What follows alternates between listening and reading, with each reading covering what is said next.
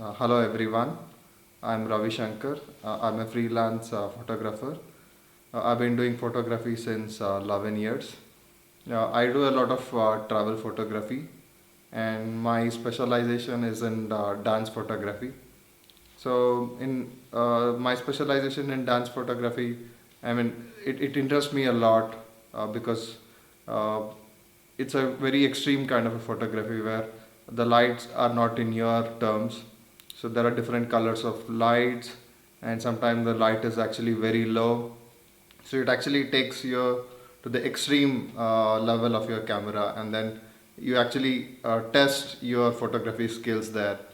So of course sometimes the lights are so low, so I'll have to pump in a huge ISO or I have to shoot at a very slow shutter speed.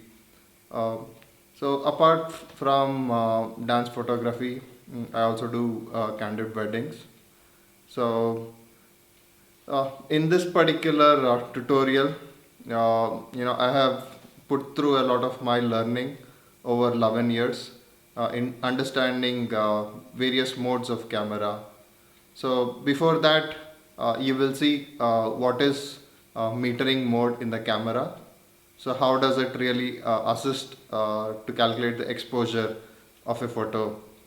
Uh, you will also learn the manual modes, how to set the camera in manual modes, how to change the aperture, how to change the shutter speed, and also how to change the ISO.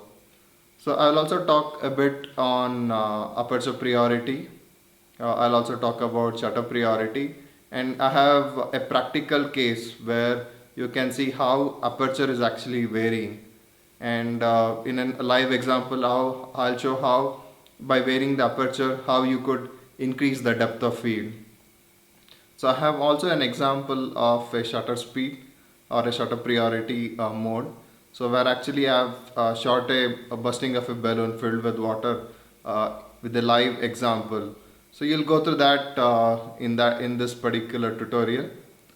I have also an example of shooting where you have a different autofocus points, and I'll show you how you by selecting the autofocus points you can change the perspective of an image. So in the end, I'll also show how you know you can by varying the ISO you could increase your shutter speed by which you can get less of a shakes. uh, and then maybe in between I have some live examples also on the shutter speed. I'll show how the camera movements happens, how the shutter get exposed, and then the sensor is actually exposed. So you will see all these examples in this tutorial. uh, Give importance to each and every details, and you could note it down, and later you can put through that into your practice. So in some cameras we have this scene mode. So you could go to that particular scene mode and you could set your camera for different lighting conditions like sunset, sunrise, or it could be in the night mode. It could be like underwater photography wherein you want to take some photos of fish. Um, Also you have this fireworks mode, so you could also explore those modes in your point and shoot camera as well. So then going with manual modes, then these are the prominent ones which are basically exist in high-end cameras or sometimes in a little high-end point and shoot camera as well. So more details we will go and look at what big difference that these cameras make or and also these modes make. So these manual modes are represented in different way in different camera. So like in for a program mode, Nikon marks it as P, Canon also P, and Sony also marks it as P. So which means P stands for program mode. So in for shutter priority, wherein you could set the shutter speed. Uh, So camera has an adjustment to change your desired shutter speed. Also for aperture priority, wherein camera lets you change the aperture value, so you can switch to aperture priority by moving the dial, which I've shown here. So also in some of the cameras, manual modes are there. Of course, they are represented by M. So we'll not talk about these manual modes in this basic tutorial, but we could also explore in probably the future things. So if you look at uh, dash in the dashboard, so um, so generally a shutter speed is represented by like 1 by x, typically representation of a like say 1 by 60th of a second or a fraction of a second, or sometimes if it is more than a second, then you have typically represented as like number of seconds. It could be like 2 seconds, 3 seconds. So and also on the aperture, so aperture is typically represented as f. So what does this value means? There are further more information in further video. You could take a look. Uh, and also you also have ISO in the camera, so which is typically represented as ISO. So these are the three varying component in a camera: aperture, shutter speed, and your ISO. So using these varying these three things, we generally take photographs. So, but yeah, these limiting factors: what is the minimum of an aperture in a lens? What's the maximum in a shutter speed in a camera? It depends from different manufacturer to manufacturer. Yeah, let's look at metering modes in camera. There are four general modes in metering. Metering actually modes actually help in assisting the exposure of that particular image. Like say for example, you just are only concerned about the light on the face, and you don't care about the exposure around the background of that particular image or a face. So then, what is the metering mode should I choose? So we have I've shown here four metering modes. One is evaluative metering modes. So this is when you choose for a generic purpose, where camera automatically sets the exposure to suit the frame. So it has a bit of an intelligence. So and I mean, in a general case, if you don't know what metering mode to set, then you can always set it in evaluative metering modes. Uh, and you can set in partial metering mode, where you're more concerned about the object which is in focus, rather than backlight. uh, so then you could set this particular modes. Of course, the description here says this metering mode is used when backlighting of the background is much brighter than the object is in focus. Like if I mean to say, if you are shooting uh, against the sun, so the front in the images which is in front could be dark. So in this particular case, the metering mode assists. So it ignores anything in the background, especially if you're shooting people with the backlight with say sun or some studio lights, wherein what is your concern is about the light on the face, then you could always choose the metering, partial metering. You could choose spot metering when you are really concerned about the specific point, and you don't care about its exposure around it. Say if you are shooting a flower, or if you are shooting say a bird, or if you are doing a wildlife photography, or where you are shooting the subject. What is important for you is the a proper exposure of only the subject which is in focus, and you don't care about the things on that. So that's when you choose a spot metering.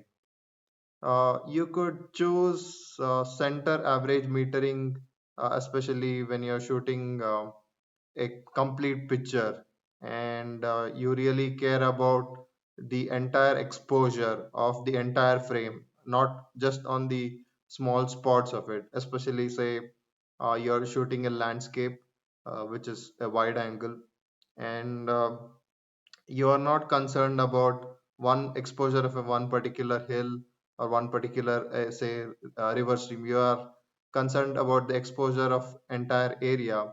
That's when you choose the center average metering modes. You can see what are the different metering modes here. So this is evaluative metering mode. This is partial metering mode. This is spot metering mode, and this is center average metering mode. So based on the subject, you could take a different picture. Let's see with the center average here. Okay, I'm going to take another one with the spot.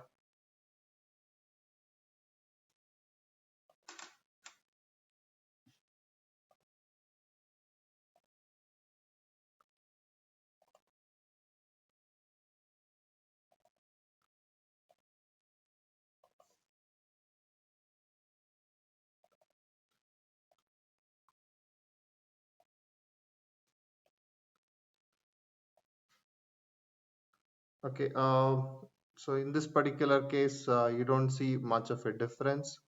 But if you are taking a landscape, then uh, the exposure would be slightly different.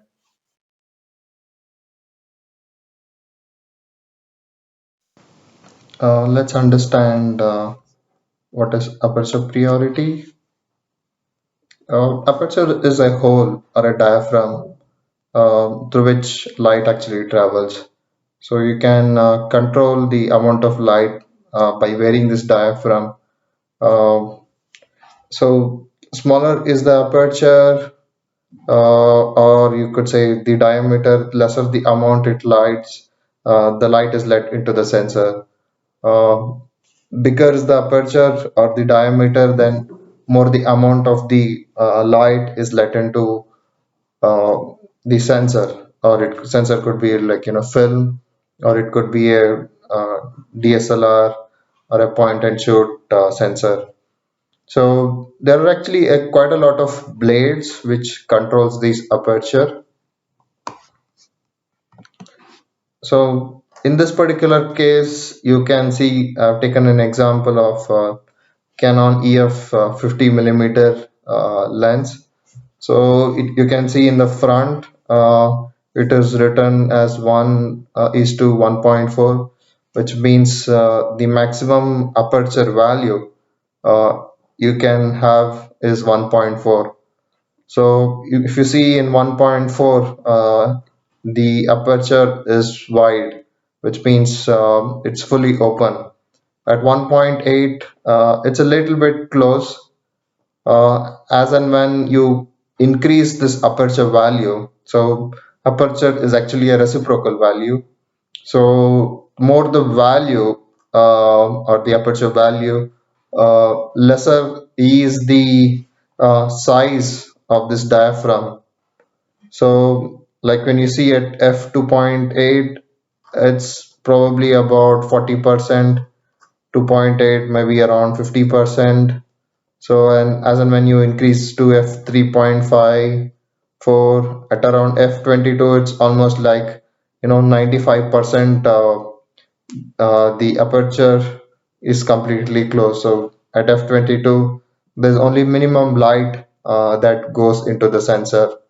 So, but in these pictures, you can see there's a blade arrangement. There are multiple blades which are arranged in a way so that When you move in, this actually comes into action and then blocks the amount of light.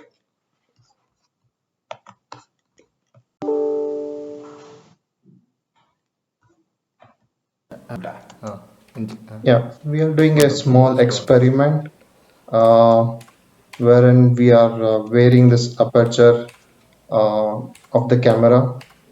So, so there's a button below which is being half pressed, and if you look closely, these aperture blades full time. are converging. So, yeah, now everything is closed. Now, when you're rotating in the other opposite direction, so these blades are opening up.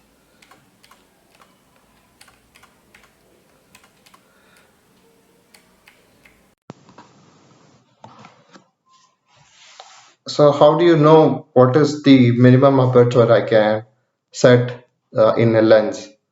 So generally, the minimum aperture is defined by the manufacturer. So typically, in front of the lens, you would have some reference, which is typically mentioned like 1 is to 1.4 or 1 is to 1.8 or 1 is to 3.5, 3.5. But of course, if it is a lens which is varying in millimeter or say focal length, say 18 to 55, there the focal length varies from sorry, the aperture varies from 3.5 to 5.6. So the aperture is a specification of a lens and not the camera. So, but there are quite a lot of lenses with little lower aperture value. So, but as the value of the aperture goes low, more expensive the lens becomes. So, here let's understand why aperture priority is so important. And but we'll not learn what is the aperture that we need to set here. But let's understand what is meant by a depth of field. So actually, a depth of field is defined by the distance between the nearest and the farthest object that is in acceptable sharp focus. So what we are saying is, so what is the distance? So like right now you can see the flower is in focus, and the behind the object is actually in autofocus. So till what distance is the image a little sharp, or you can say it is acceptably sharp. So in this particular case, the aperture was around f4. So of course, the background blur is more to do with your aperture. So if you set it at a minimum aperture, that's when you get this background blur.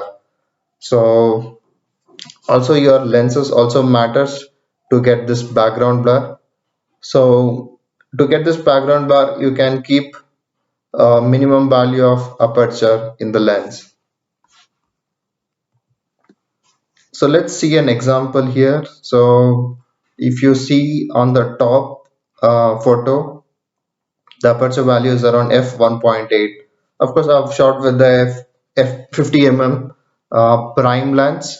So what is a prime lens? Is a lens where the focal length is fixed. So you cannot zoom there. It has a fine focus, but the focal length of that particular lens is fixed. So at focal at f-stop 1.8, you can see that only at the point where it is focused, it's sharp, and a point where just behind that particular image, they are all in autofocus. So, and if you see in the below image, we have shot at f 5.6. So if you see, there are quite many flowers which are visible right now. So here the depth of field is more, and the image above the depth of field is very less.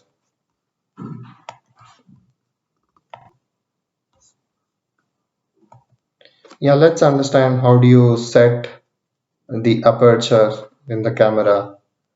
So in most of the cameras, you would have an aperture priority mode. So like I showed here, Canon has AV mode, and Nikon has AA mode, and Sony also has AV mode. So what you could do is you can half press the shutter button, so making the camera ready, and then there is a dial control, or is also called as a command control. So you could vary this, and the aperture value actually varies. So, but in the aperture priority, the shutter speed is actually calculated by the camera for you.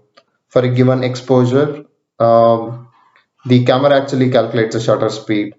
So you set the aperture, camera calculates the shutter speed for you for a given exposure.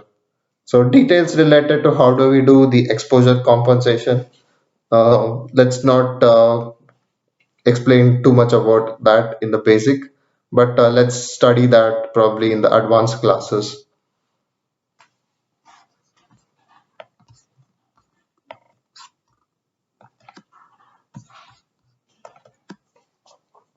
Let's understand when you have to set your camera in aperture priority.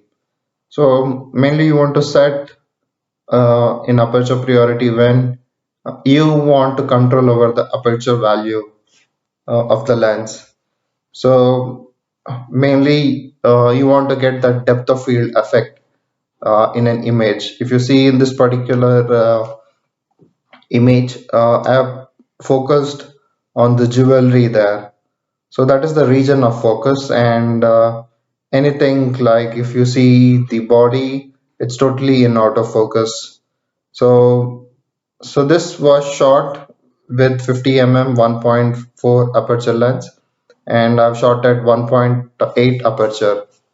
So you can see there's a point of focus which is sharp, and the point of autofocus which is like blur. So mainly you want to shoot images where the perspective of the depth of field is important, or wherever you want to have this particular background blur, or the blur effect. So that is when you set your camera in aperture priority. So, of course, if you set it in aperture priority, like I said before, so this camera calculates what should be the shutter speed for it. So, and then you get a desired exposure. So,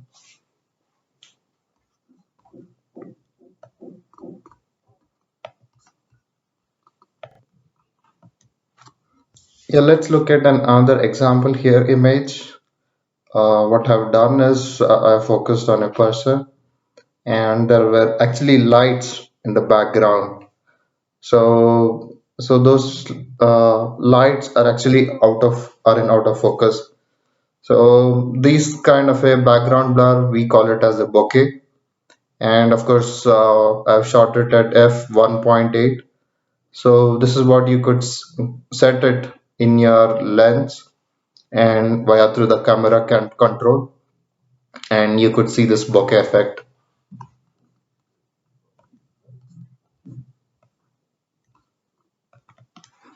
Um, there's another image here. I've shot a bride. I've just focused on the just the jewelry, and similarly you can see, there's a blur uh, along the region of that jewelry. So it's a perspective that you want to bring it in the image. So there's another image which I shot.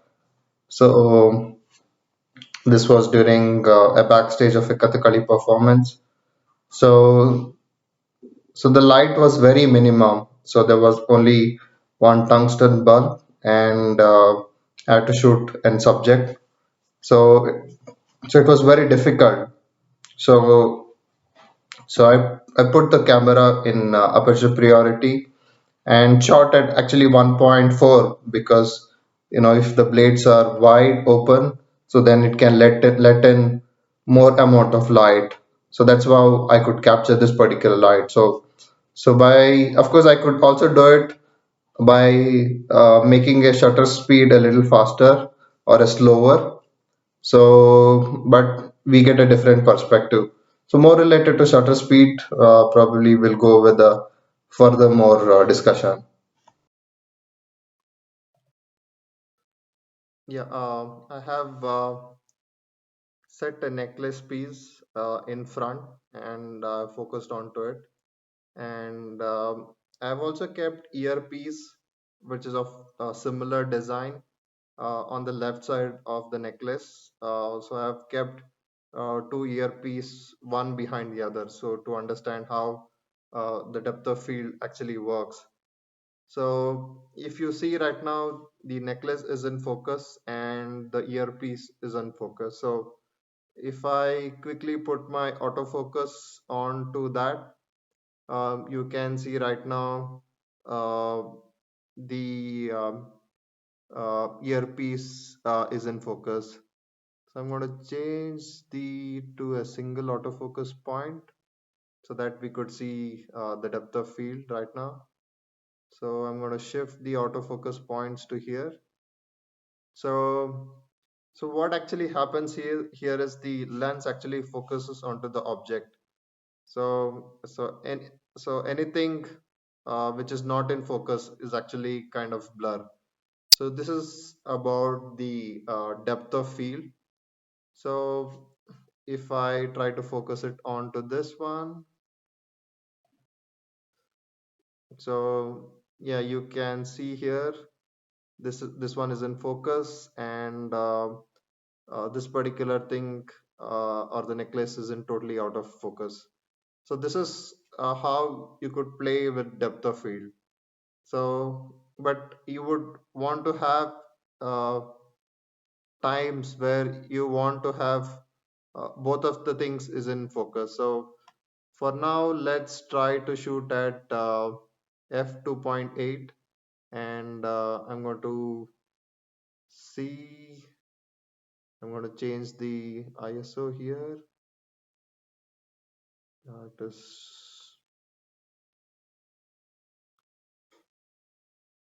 so it's slightly overexposed. Okay, so I'll keep it a little underexposed. So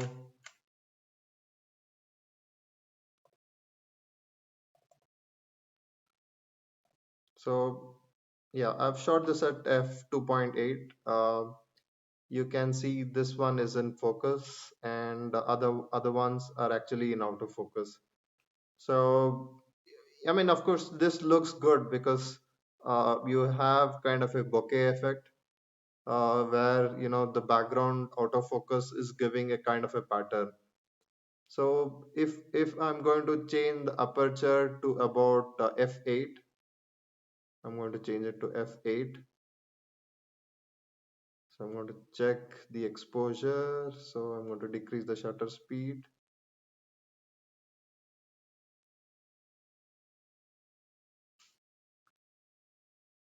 Yeah, I'll keep it a little underexposed. I'm going to take another picture here.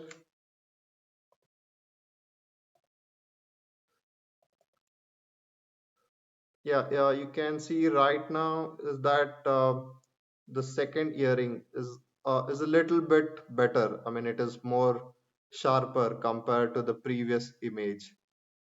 So let's shoot at f8 and see f16 probably.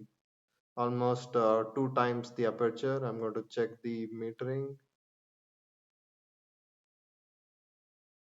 Okay, I'm going to decrease the shutter speed or let it be at 60, but I'm going to increase the ISO.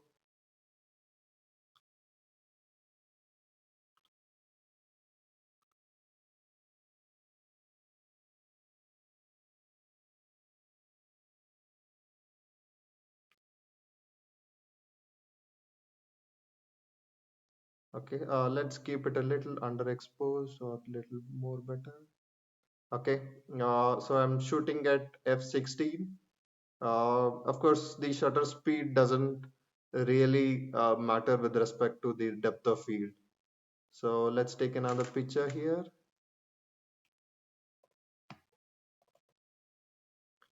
So you can see here at f16, uh, the first earring is actually still better. It is visible, and you can see the background kind of an item is fairly lit, and it is also visible.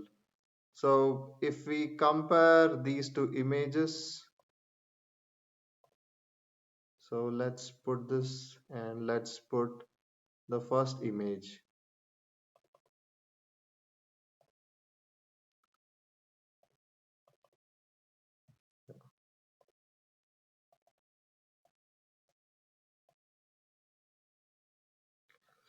Yeah, if you see here, how does the depth of field play?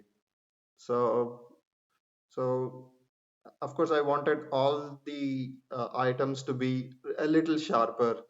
So this particular piece is in focus in both the photos, but because of the depth of field, you know, the image is actually going a little blur on the left side, and on the right side, it is much more clear. But of course, it's a perspective that you want to give in your picture. So whether you want to bring out this kind of a depth of field, sorry, on the right side, a depth of field, or where you want to be a creative, where you want to show the items also in the out of focus.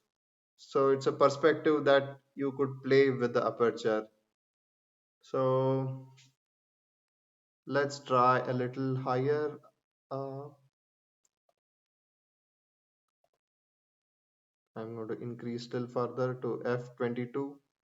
Of course, this is the um, minimum aperture I can go, or what I say, maximum f value that I can go. So let me see my exposure. I'm going to increase the ISO. Yeah. So I think I've kept the same exposure. So let's take another picture here.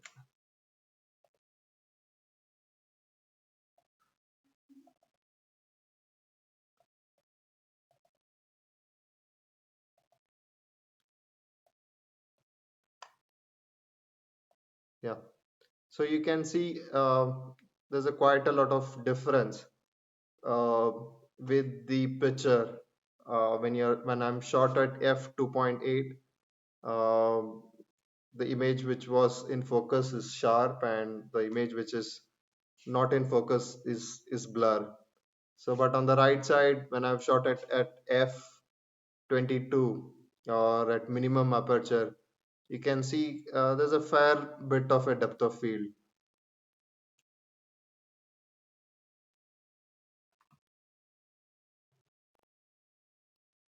I have kept the aperture camera in aperture priority.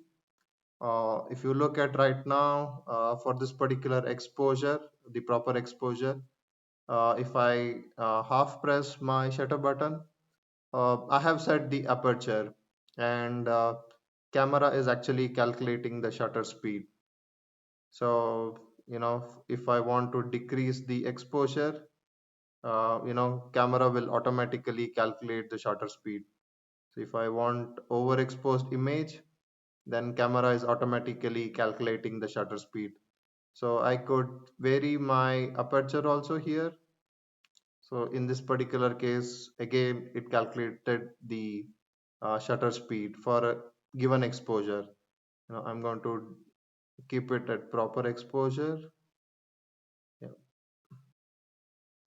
So again, the camera calculates the shutter speed. So I could increase the ISO here a little higher. So automatically, if you see here, as and when I increase my ISO, camera is also calculating the shutter speed a little higher.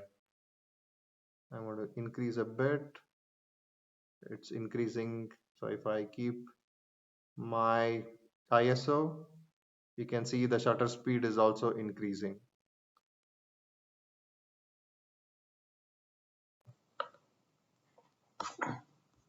Yeah, let's understand what is shutter speed. Shutter speed is also an exposure time. It is the duration of time when the film or a digital sensor of the camera is exposed to light. So, so slower is the shutter speed, or if we say the duration of the sensor exposure is longer, then a more amount of light is recepted by the sensor. So it's like a fusion effect for a time long that period. The sensor continues to receive the light. So all that images or the lights that are coming in actually gets merged into one single image. So let's see how to set the shutter speed in a camera. So what we could do is in Nikon we can set the mode to S, in Canon TV and Sony to S. So first thing we'll have to do is once you set the mode, half press the shutter button because that's when your camera gets activated. It'll be in standby mode, and then once it's activated, you can change this command dial or a control dial to the corresponding shutter speed desired.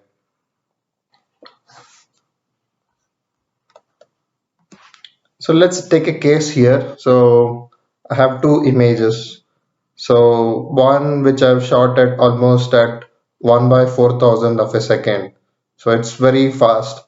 So in actually a faster shutter speed, the camera captures the movement in a freeze movement, or like freeze of the motion. So in the below image, of course, I've set it on a rock for almost at 1 by 2 of a second. So what you can see is it's like a motion blur. Of course, all the water droplets are in the motion blur effect. Of course, the rocks are stand still. So this is a perspective that you want to bring it out of an image using a shutter speed variation. So let's see here. So the maximum shutter speed or the maximum shutter duration is actually limited by the manufacturer. And also the minimum shutter speed is also limited by the manufacturer. Some cameras have a shutter speed of 1 by 8000 of a second. Probably in point and shoot, it is around 1 by 2000 of a second. You can't go less than that. And also, probably in some cameras, you can expose or you can have a shutter duration, open duration of up to 30 seconds. And in some cameras, you also have something known as a bulb mode. So, wherein if you have a remote, you can press it and the sensor or the sensor is exposed for the time until you switch it off. Quite extensively used for astrophotography where you want to shoot some stars which like Milky Way galaxy and all that, or also like you want to show that Earth is rotating. So for those long duration for 30 seconds or 2 minutes, you can shoot it using the bulb mode.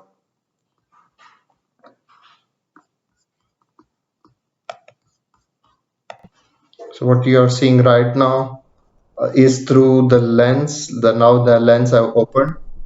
You are seeing the camera body.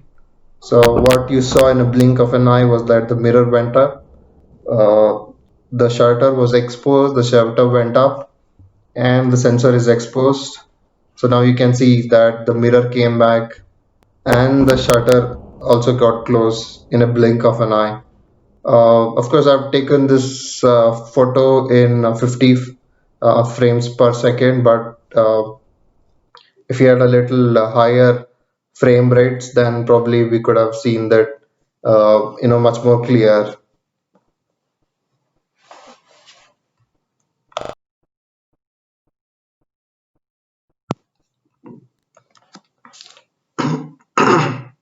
Let's look at an example here where I've kept the shutter speed to about 2 seconds to 3 seconds, I guess.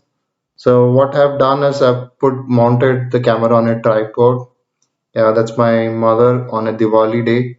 So what she was actually doing was she was actually lighting a firecracker, and she was moving that in circles.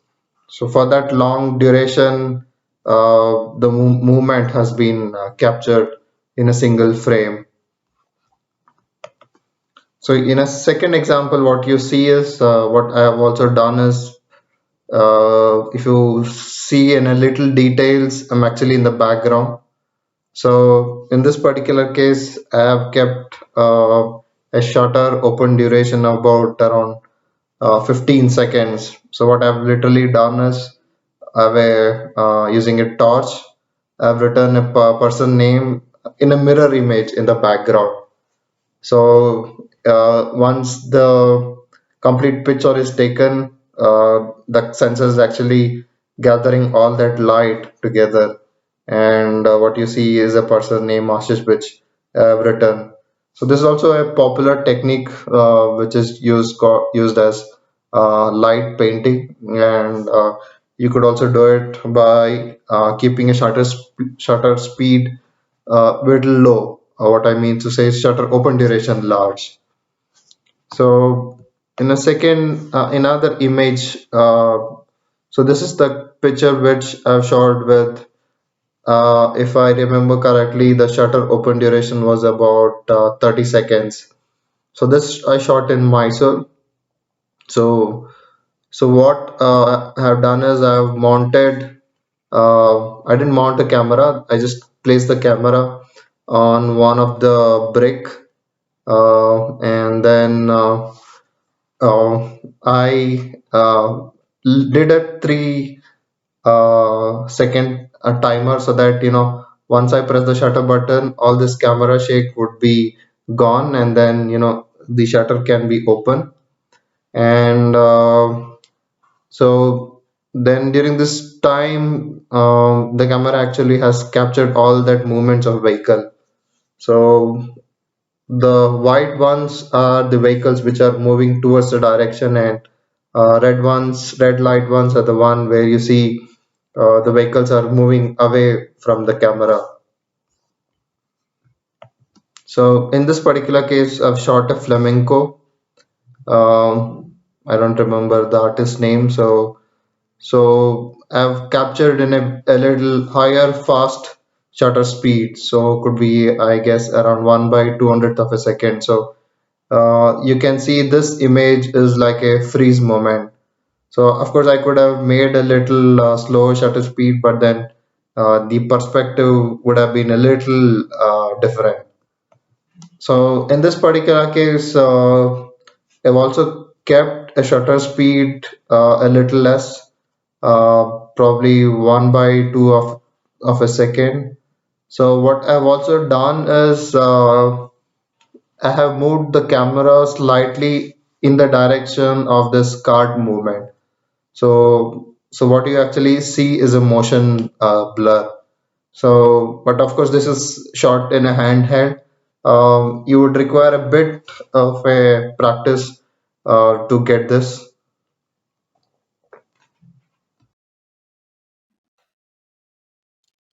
Uh, yeah, let's take a look at a high shutter speed shot here.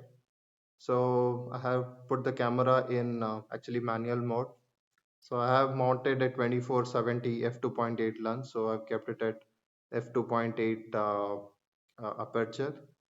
And I wanted a little high shutter speed shot, so I've kept 1/3200th of a second. Uh, so to get that high shutter speed, I've increased the ISO to about 2500. I have also kept the camera in actually high speed. H stands for high, and multiple shots. So I've kept it in multiple shots because I don't want to miss out any frames here. So Yeah, let's take, I'll look at the exposure. It is slightly overexposure, so I can increase the aperture, sorry, shutter speed, maybe the 1 by 1500. So yeah, let's take the shot. I will count one, two, and three. Okay. Yeah. So one, two, three. Okay. Let's look at those frames here. Uh, yeah, you can see this particular shot where uh, it's almost like a glassy effect. Uh, so you can see here, actually the balloon is bursting, and so the water, the movement of the water is standstill. So you can see it is short, and almost gives us, the water gives us like a glassy effect. You can see here the balloon is actually also blown out, and so yeah, like you want to shoot at a very high shutter speed when you want to get this particular kind of a high frame or a high speed frame where it just captures within some millisecond. So I've shot another photo also just before that, so we could just look at its information.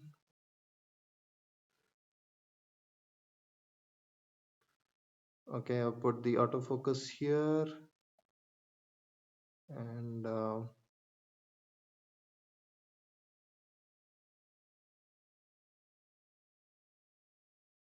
yeah, let's look at that info. So here also you can see another image. um, I'll switch off the autofocus.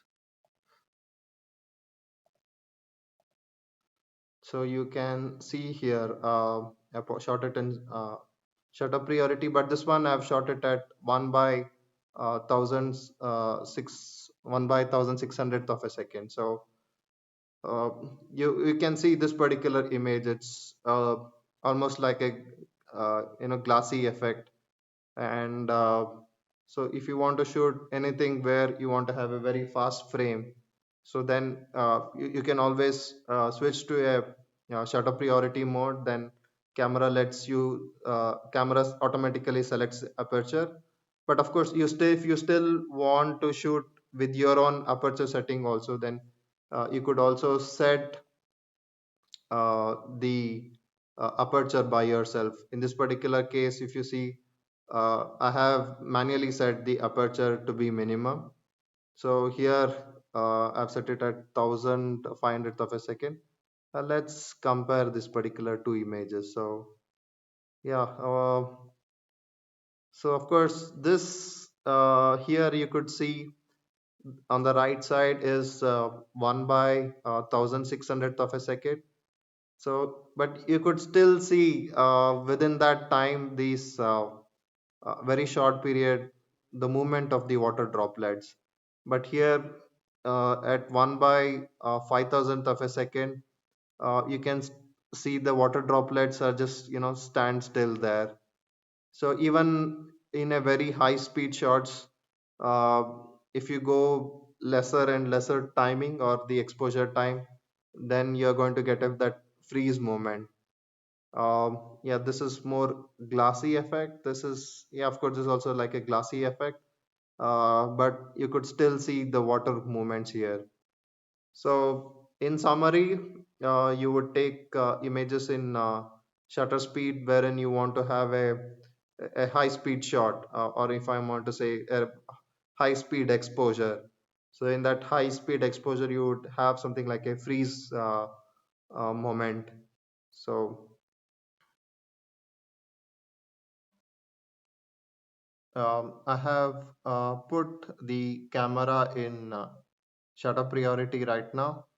I have kept the shutter speed to about 1 by 1600. I'm going to decrease it a bit. Yeah, I'm going to keep 1200.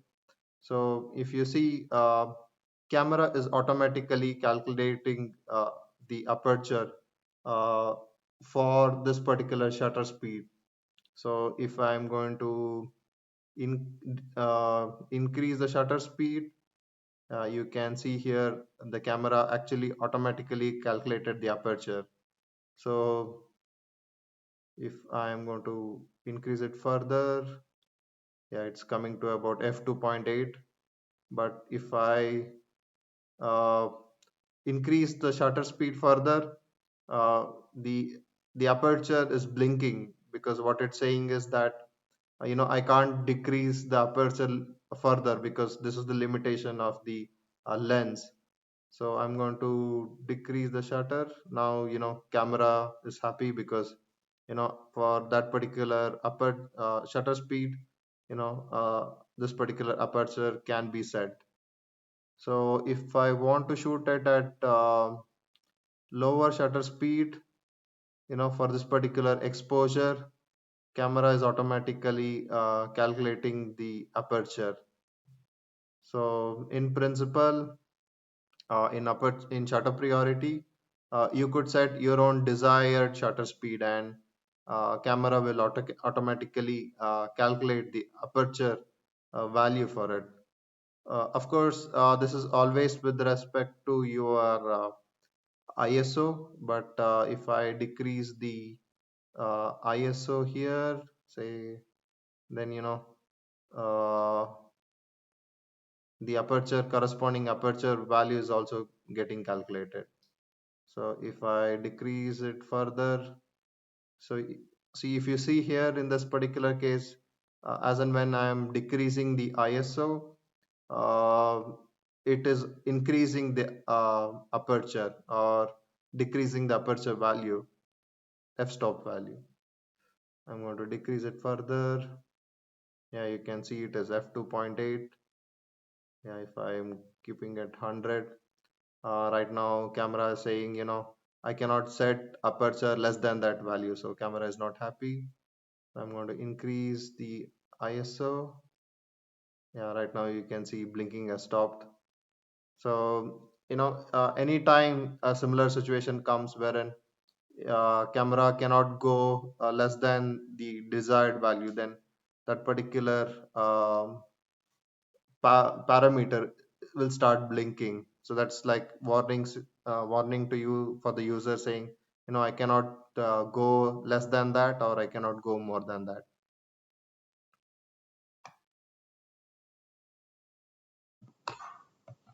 Let's understand what is ISO here. So ISO is actually a measurement of sensitivity of an image sensor or a film sensor. Earlier days, you would get a film, and in that it was written like ISO uh, 100 or probably 800 at the max.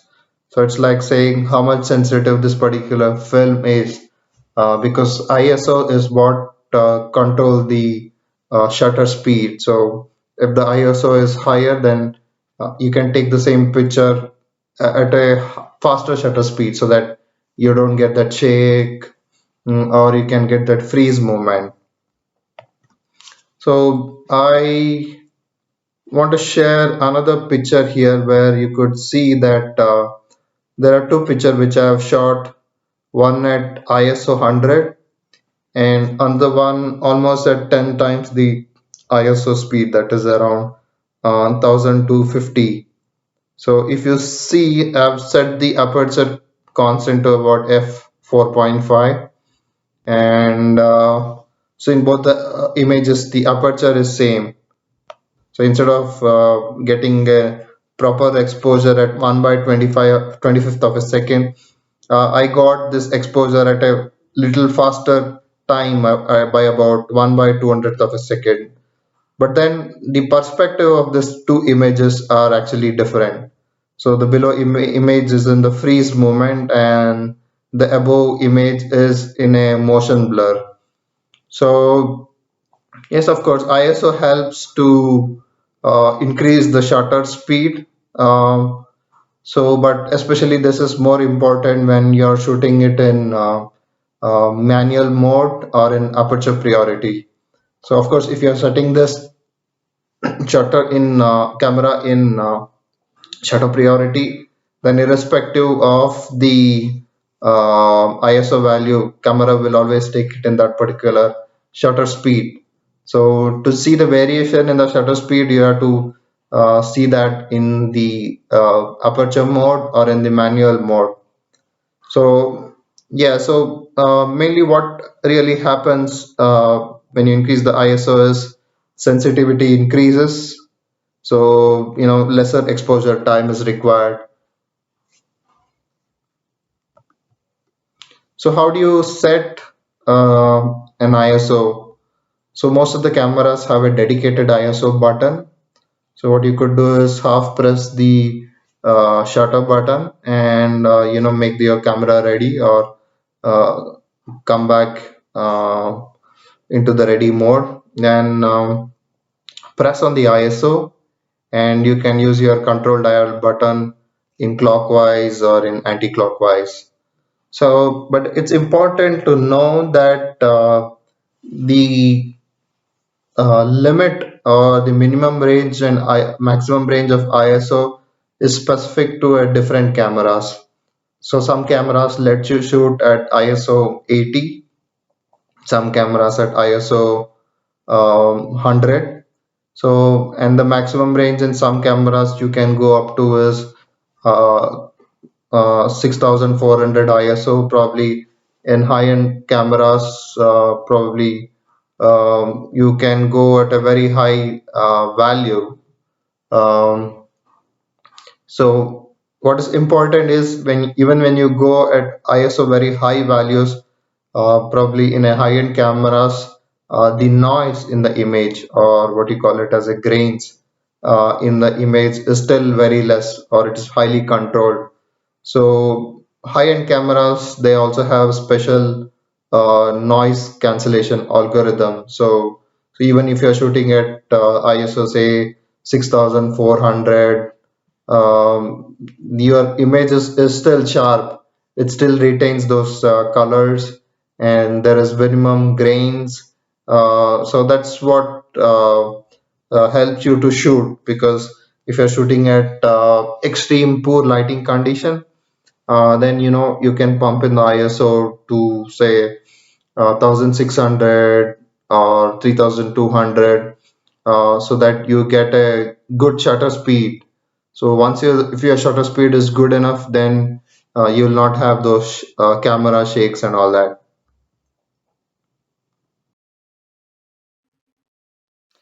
I have put the camera in manual mode. So in the manual mode, you have to set the aperture, and you have to set the shutter speed parallelly for a given ISO. So how you could see the exposure is, just half pressing on the shutter button. So once if you press half press, then the camera is going to show you the exposure. So for this particular shutter speed and this particular aperture for this particular given ISO, this is the exposure it comes. So I could lower the aperture value or larger the aperture. Then if you see it is slightly uh, you know overexposed, so in that particular case I could increase my decrease my shutter speed. Yeah, you know uh, yeah, yeah. So right now if you see, the needle is actually in zero, which means left side is actually underexposed and right side is actually overexposed. So in a manual mode, this is how you get the exposure correct. So okay, but for the same ISO I could increase the ISO say to about 800. Then if I select, then it is actually underexposed. So in that particular case, I could increase my shutter speed. Okay, a little bit high. Yeah, you can see. So in the manual modes, you can set the uh, aperture, shutter speed, and ISO. And camera gives you what is the exposure. So you can see here the exposure. So what you see down is the exposure compensation. So you know right now it is saying it is properly exposed. I mean, it's not overexposed or underexposed. The lighting condition is fair bit okay. But yeah, if you want to do a little bit of underexposure, you could increase the shutter speed. Now you can see it is getting underexposed. So if I decrease the shutter speed, it's getting overexposed. So I'm going to keep it here. Okay, probably I'll keep it at 1/60th of a second. If you see here right now, it is overexposed. I can decrease the aperture. uh, yeah, you can see I decrease the aperture. So I got another place where I got a proper exposure. So you know there is a multiple points where you get this particular uh, exposure or the right exposure, like in this particular case. Yeah. So you could compensate the image by varying the shutter speed and aperture to get the various exposure. So yeah, you could vary also your ISO such that you could get corresponding shutter speed as well. So in principle, if you increase the ISO, then your shutter speed is going to increase, or the shutter exposure or the sensor exposure time is going to decrease.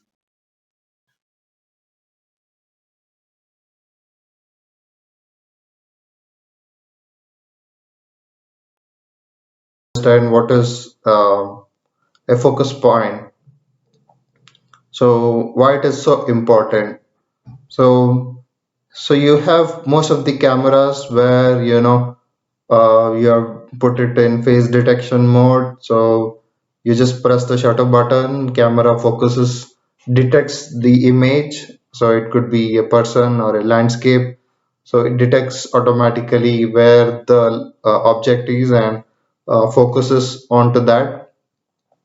And then when you press the shutter button, then camera takes a picture. So, but in many of the cases, especially when you are doing a detailed photography, you would want to have a perspective of an image. So you want to have a particular focus point, or region where you actually want to focus. So, for example, in this particular case, I wanted to focus on the eye of a person. So, and of course, the eye is in focus, and rest of the thing is in out of focus. So, so you have a desired uh, frame that is in your mind, and you want to bring out or highlight a particular object. So that is when you set your focus point or your autofocus point a particular place. So you can set the lens in an autofocus mode or a manual focus mode using a button. Actually, there's a switch. So there's a AF and MF button. So by switching it on and off, you can let the lens focus on a given object. But the autofocus points is typically controlled by the camera. So there are different focal points. It could be some cameras have 9 autofocus points, some cameras have 61 autofocus points, and some cameras also have a cross type. So so let's understand the autofocus area mode or bracketing. So in Nikon, of course, I've generalized four modes here. So in different camera models, there could be different autofocus modes. So in this particular basic tutorial, what I've shared is the what we have is the single focus point. So where you set the camera into single point mode, and of course you have a joystick, or you have buttons where uh, you can navigate that particular focus point, and then you can set the autofocus point to given a region in the image. And when you half press the shutter button, so that is where your lens will focus on to. So in the dynamic area, the camera will focus based on the information about the subject from the surrounding focus points. So what I mean to say is like it chooses the subject, and there's a predominant region where it has to focus. So then it focuses on to that particular point and then focuses. So actually the lens focuses, and then when you press the shutter button, then you have the image where the focus point is focused to. So in the auto area, the camera detects the focus points automatically, and you don't have to set exactly where do you want to focus on. So it works fine where you're shooting a person from distance, and then you just want to take a picture, so then you can put it in auto area and then shoot it. So there are quite interesting autofocus bracketing, or a mode called as a 3D tracking. So this is quite effectively used when you want to do bird photography, because especially when you're doing a bird photography, you can't manually change those focus points when the bird is actually moving so fast. You have hardly any time. So what your camera does is it automatically defines the area where the subject is, and if the image is actually moving within the focus points, the autofocus point is also activated there, and the lens is in continuous focusing, though the image is actually moving. So also in Canon camera, we also have a single autofocus where, like I said before, you can set a particular focus point, and by manually moving up and down or left or right, you can set a given focus point, and then once you have a desired object is in focus, you can press your shutter button. So auto selection is, you default set it. Camera will decide where exactly is the area that camera wants to capture and takes a photo. So in a zone autofocus, it is also these autofocus points are divided into multiple zones, and so like most it is important when you want to have a subject which is in motion, so the camera will continuously focus onto the subject though it has moved out. So so in a Sony camera, we also have a similar modes. One is center, so any object which is in center will get focus automatically. So that is the center focus area mode. Then you have flexible, so it allows you to move the focus point to the area where you want to focus on, and then once you press the shutter button, so your lenses focuses onto that particular image and takes a photo. So in an expandable, flexible spot, the autofocus points are flexible. So, and there's a slight difference in the way it works. So But details to it, you can refer to your camera manuals. So there you would get in details, and there would be some example as well. So in the zones, similarly, that a camera will define different zones into the image. So it logically divides the frame into multiple zones, and you could set a different zone where you want to actually focus. So say any object within that zone is there, the camera um, ask the lens to focus onto that particular zone, and once the zone is there, you might listen to a beep sound, and once beep is there, which means to say that now the image is in focus, you can press the shutter button. So you can press the shutter button and you get that particular image. Yeah, let's look at how does the um, autofocus points place importance. So, I have put this in multi autofocus points. I could just select a single autofocus points here. So then, I can select the point which I want to do the focus. So assume here, the fine focus automatically focused on the subject.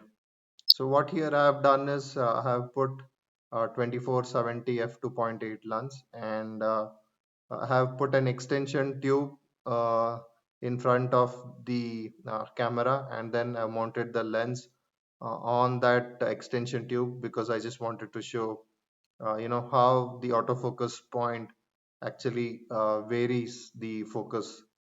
um, so yeah, if you see here, when you want to frame it, you want to choose the area of your focus. So like say I just want to focus here, you know uh, and then I want to keep the other things is in autofocus.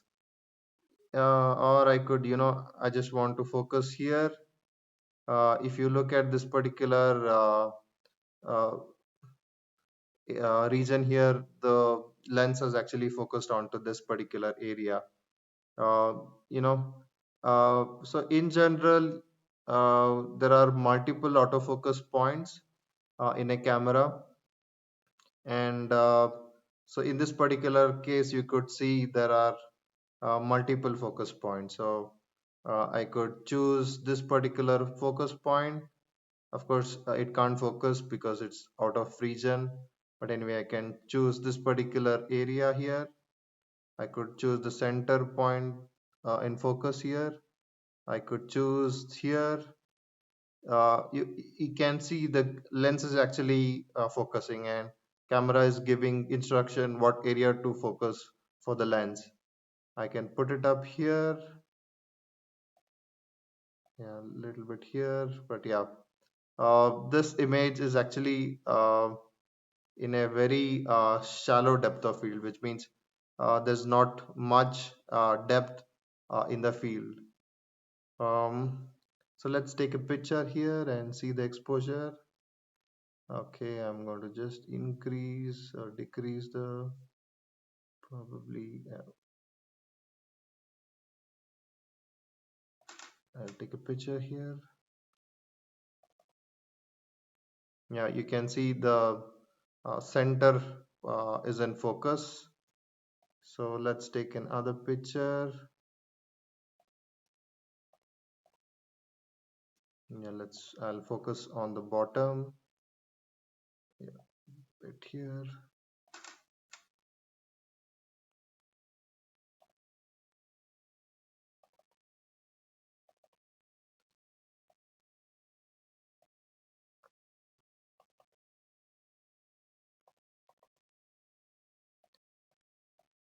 Yeah, you can see the perspective of the autofocus. One thing I focused is on the bottom on the left side, and another image I focused on the center piece. So that is where your perspective varies. So it is important that you choose your autofocus point wisely, because that is where your image comes out or stands out. Because if you look at this particular picture, I've placed a small jewelry there.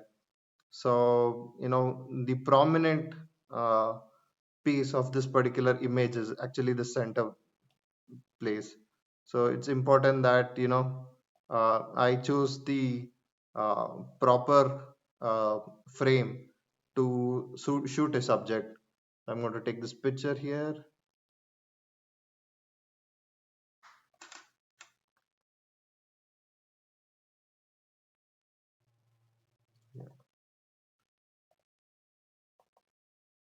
Yeah, you can see I focused on the center object and the pattern here. So it has focused onto the center pattern. So in a summary, choose your autofocus point, wisely, because that's what brings out the frame. And especially like if you are shooting a portrait, then you could keep your focus point onto the eyes. So yeah, let's of course in a single point you could move, yeah, here like this, or here, or here. Yep, I'll see if I can focus on the background. Yeah, okay.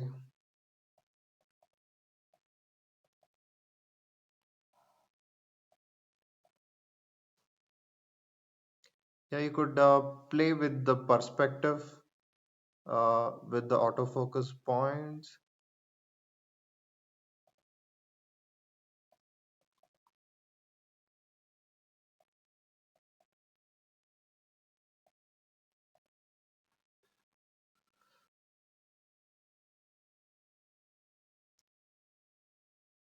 Yeah, thanks for listening to this tutorial.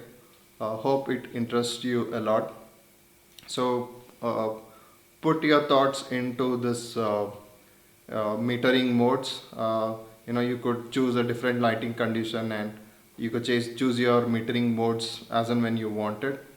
Of course, you can always shoot your camera in aperture priority or shutter priority, so then you don't have to bother about the other elements. So, like I said before, if you are shooting in aperture priority, camera calculates your shutter speed, or if you are shooting it in aperture priority, camera calculates the shutter speed. So, these two modes are quite helpful for you. Of course, you can always take up with the manual modes, but then every time you'll have to keep changing your focus, exposure compensation. So, and also like like the example of an ISO which I showed up. So you could choose a different ISO in practice, and of course I talked about the autofocus points. So you don't let the camera choose the autofocus points. You could set your own autofocus point for your perspective. So whatever I taught, hope it will be useful for you.